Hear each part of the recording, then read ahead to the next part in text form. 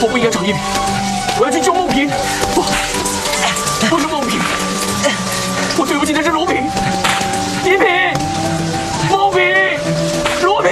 何书桓玩得有多花，竟然对陆家的3个女儿都念念不忘，妥妥一个中央空调。受伤后的何书桓借酒消愁，打算借着酒意对一平道歉。看着在大雨中发疯的何书桓，杜飞拼命想拉他走，何书桓却说自己心里着火，嘴里还一直念叨着陆家3姐妹的名字。陆家3个女孩子就卖掉会给输掉了，是不是？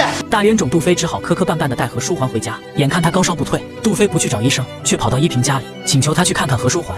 恰逢如萍与尔豪赶来，看着房门打开的样子，这才得知何书桓生了重病。如萍询问尔豪为啥不叫一平来帮忙，却得知2人分手的消息，瞬间眼前一亮，借机支开了尔豪，打算好好和何书桓培养下感情。杜飞却正好带着一平赶到，如萍瞬间起身，嘴里还劝一平不要误会。